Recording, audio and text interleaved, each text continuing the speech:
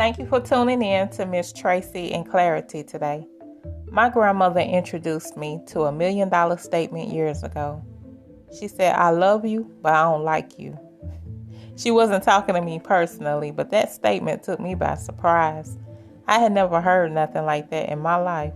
I was 29 when I heard that for the first time. How could you love someone you don't like? I had to ask the heavens why, didn't I? And man, did God show me how. My oldest son and I have always had a rocky relationship since he hit kindergarten. He was rebellious right out the gate. Every day I was being pulled to the side by a teacher wanting to let me know what he did wrong that day, and I do mean literally every day. He was the child they hated to see coming. Spare the rod, spoil the child. Not with him. I whooped him. It seemed like he got numb to the whooping, so I would take the video game system away a few days to get his attention.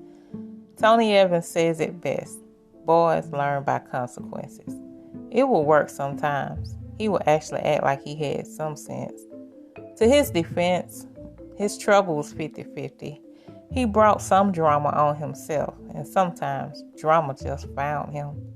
No matter what came his way or whatever I had to referee, I always had my son's back. I gave him my heart, mind, and soul, along with my blood, sweat, and tears. Yet at this point in time, we are estranged. I feel like I've given birth to an enemy. His girlfriend will get on Facebook and put out all kind of lies about me and my teenage daughter online.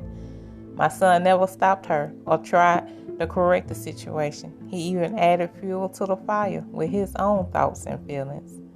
It was a testing situation.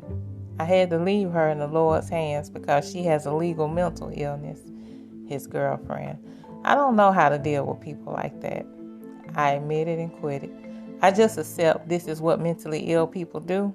At least she has an excuse. My son doesn't.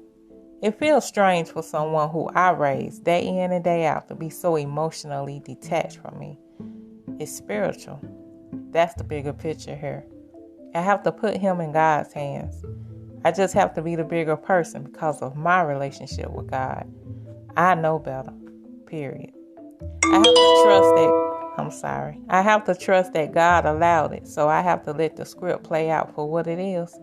The tares and wheat exist.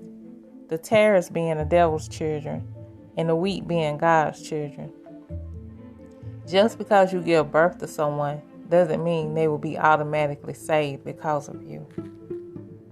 I remember watching an episode of Killer Kids, and this lady said, if you have more than one child, and this child just can't get right, you might want to accept that you just have a bad seed. That changed my life. He's my son physically, but not spiritually. He's burnt too many bridges for me to restore or reconcile anything. I just have to wish him well at this point and trust God's plan for him. The $1 million point for me is this: don't guilt trip over your children. If God wanted the dots to stay connected, he would have done so. Focus on your position. The devil got to come through somebody.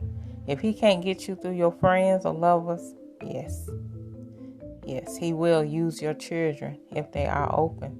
Don't let nothing or no one take you down when you know you've given it your God-given best.